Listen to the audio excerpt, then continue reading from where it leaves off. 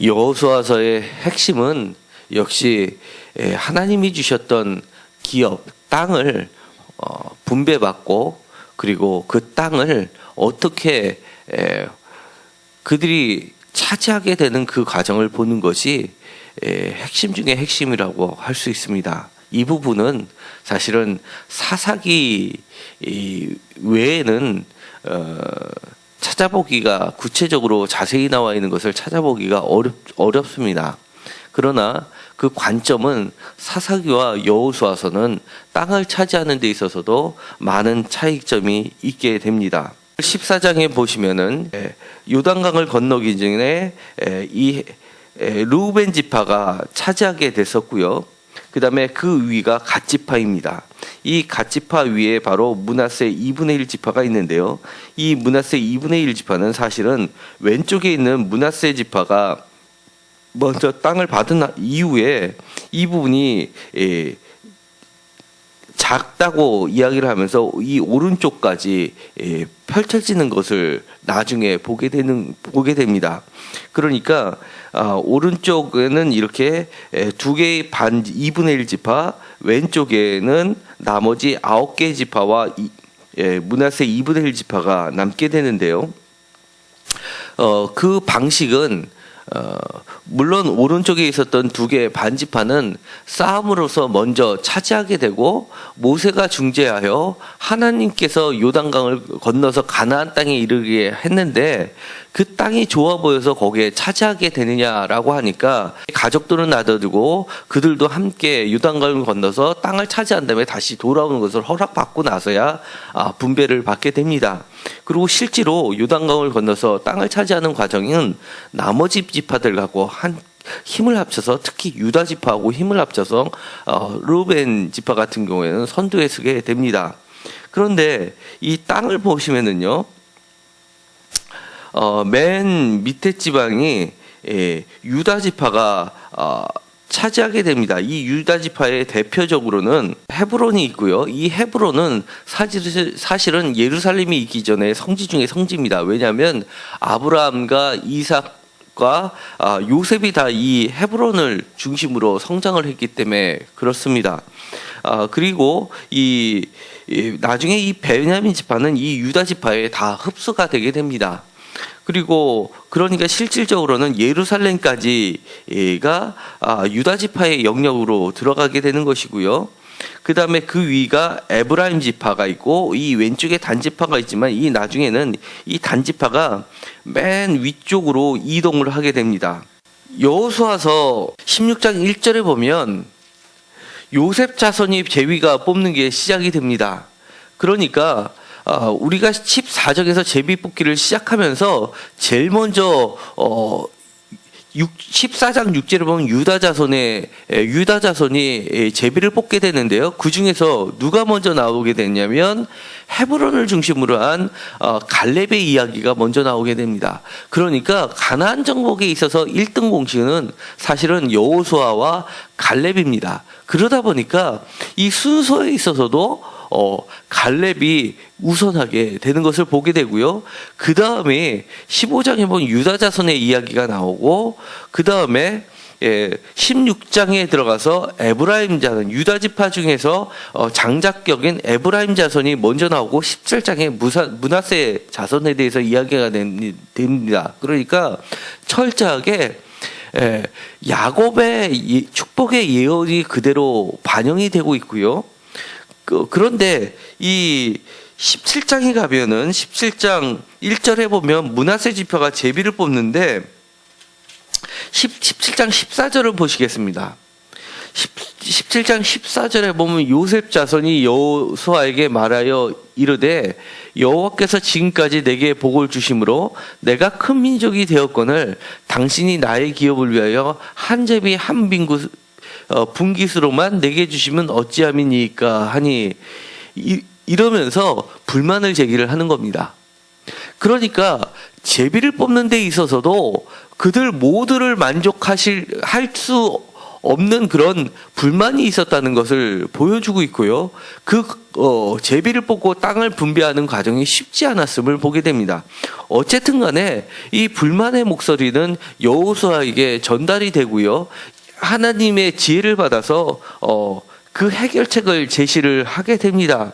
그러면서 16절에 보면 요셉 자손에게 이르되 그 산지는 우리에게 넉넉하지 못하고 골짜기에 땅에 거주하는 모든 가나안 족속에는 베스안과 그 마을에 거주하는 자이든지 이스라엘 골짜기에 거주하는 자이든지 다 철병거가 있나이다 하는 그 질문에 대해서 여호수아가 아주 지혜롭게 이야기를 합니다. 너는 큰 민족이여 큰 권능이 있은즉 한 분기만 가질 것이 아니라 그 산지도 내 것이 되리니 비록 살림이라도 내가 개척하라 그 끝까지 내 것이 되리라.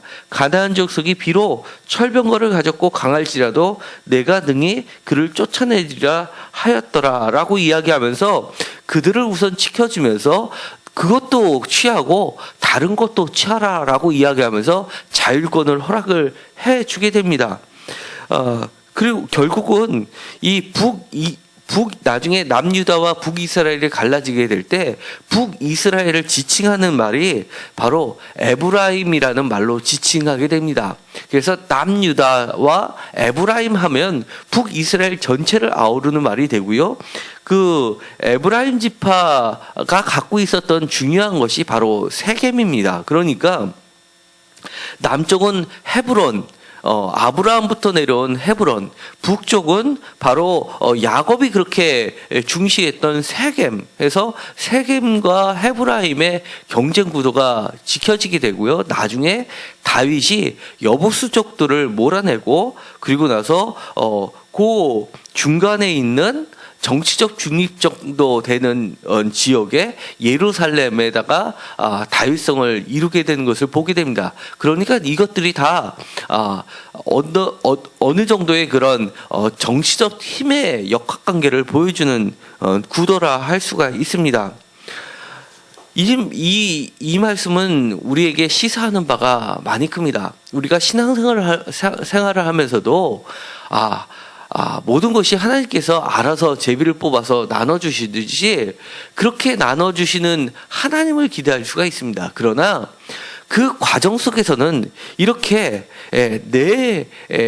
내가 불만을 가질 수가 있고 하나님의 결정에 대해서도 나를 만족하지 못하는 부분이 있을 수 있다는 겁니다.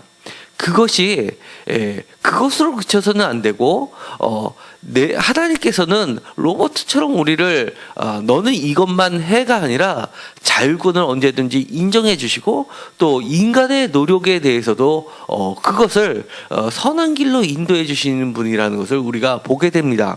그리고 하나님께서 제비를 뽑아서 나눠주시는 데 있어서도 그 역할이 없는 사람들도 동등하게 대우를 하신다면 그렇다면 사실은 그 강한 자 사이에 제비 뽑으면 다툼을 그치게 할 수가 없습니다. 지금 봤듯이 이 므낫세 반지파에서 반기를 드는 것처럼 반드시 다툼이 날 수밖에 없습니다. 그러나 우리가 제비 뽑은 과정을 보면 이게 진짜 제비를 뽑은 건지 아니면 힘센 사람이 더 많이 차지했던 힘센 사람 순서대로 유다 지파가 제일 많이 차지하고 그 다음에 에브라임 지파, 므낫세 지파, 그 다음에 나머지 지파 이렇게 힘센 사람들이 차지하는 것처럼 겉으로는 보이지만 그 과정 속에서도 하나님의 역사하심이 있다는 것을 우리는 알 필요가 있습니다. 그 이야기는 우리가 우리의 노력으로 하나님의 역사를 바꿀 수 있다는 것은 아닙니다. 우리의 노력까지도 하나님이 보시고 인정하신다는 것을 나타내는 것뿐입니다. 그러니까 세상 사람들이 이야기하는 것은 성공하려면 너가 노력해야지만 성공한다라는 것도 정답이 아니고 또 너희의 노력은 다 필요 없고 하나님께 기도만 하면 하나님이 모든 것을 주신다라는 것도 사실 정답이 아닙니다. 하나님이 주실 때는 우리들이 어떠한 과정들을 밟고 왔는지를 하나님이 다 아시기 때문에 그것까지를 포함해서 하나님이 주신다는 것을 전제하고 있다는 것을 여호수아의 제비 뽑은 과정에서 우리는 알 수 있다는 겁니다. 그렇기 때문에 우리는 최대한도로 노력을 해야 된다는 것을 이야기하고 있고, 또 우리는 이렇게 땅 분배를 통해서도 명확하게 알 수가 있는 겁니다.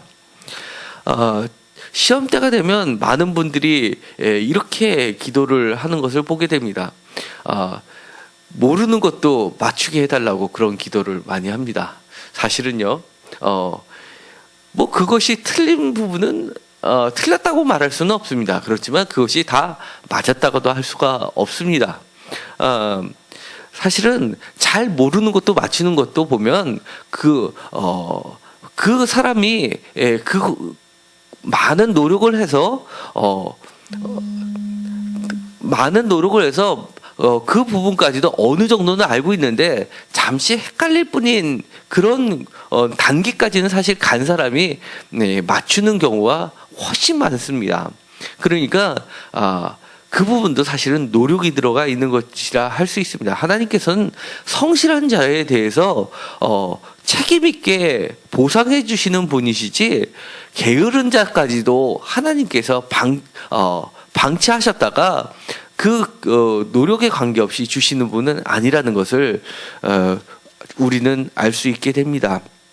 어쨌든 간에 하나님께서는 우리의 모든 가정을 가장 선하게 인도해 주시고, 어떻게 보면 이렇게 작은 부분을 받은 사람들도 보면 실제로 우리가 기회가 있으면 동영상을 한번 보면 좋을 것 같습니다. 갈릴리 지역은요, 작지만 너무너무 아름답고 비옥한 땅입니다.